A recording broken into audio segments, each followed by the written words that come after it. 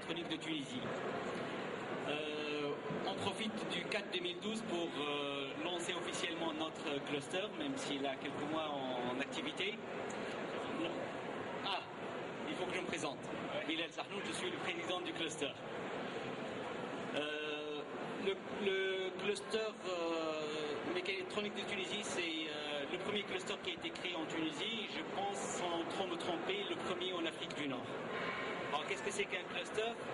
Un cluster, c'est un groupement d'opérateurs économiques et il a une activité purement économique. Donc, c'est la recherche de croissance, la recherche d'une activité additionnelle. Un cluster mécatronique, comme son nom l'indique, il regroupe 4 secteurs d'activité. On a la mécanique, l'électronique, l'électricité et les technologies de l'information. Aujourd'hui, donc, au sein d'une même entreprise, on ne peut pas trouver ces 4 spécialités, ces 4 compétences. Par contre, en se mettant ensemble au sein du cluster, nous pouvons mettre à disposition d'un projet nos compétences, chacun dans sa spécialité, et nous pouvons monter des projets ensemble.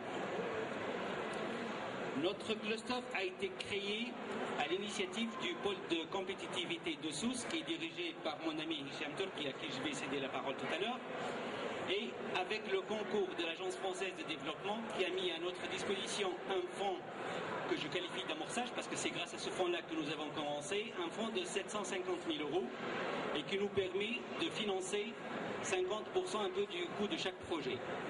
Tout à l'heure, si Wassel Brayen nous parlera également d'un modèle, d'un exemple de projet qui a été lancé au sein de notre cluster pour dire ce qu'on est capable de faire et comment on peut lever ces fonds-là. Le choix de la mécatronique comme premier cluster en Tunisie, d'abord parce qu'on est tous de ce secteur-là, mais également c'est parce que le secteur des IME en Tunisie, c'est un secteur qui est en développement, c'est un secteur qui peut encore faire énormément de progression. Nous allons... Je vais parler aussi de globalement quels sont les types d'actions qu'on peut mener dans notre cluster. Donc il peut y avoir des actions ou des projets de recherche et développement, des projets d'innovation produit, des projets de recherche de nouveaux marchés, donc à caractère purement, on va dire, commercial, des projets organisationnels, d'organisation d'entreprise, d'organisation d'usine, ou des projets RH. Nous sommes aujourd'hui à peu près une trentaine d'entreprises membres du cluster. Le cluster, il a moins d'une année d'âge maintenant. Nous avons un beau panel d'entreprises, c'est dynamique, il y a plein d'idées de projets qui sont déjà lancées. Mais nous souhaiterions voir ce nombre-là s'élargir, s'agrandir, et toute entreprise qui se voit un peu dans cet objectif de développement est prise de nous rejoindre. Sachez qu'il y a pas mal de challenges à relever ensemble.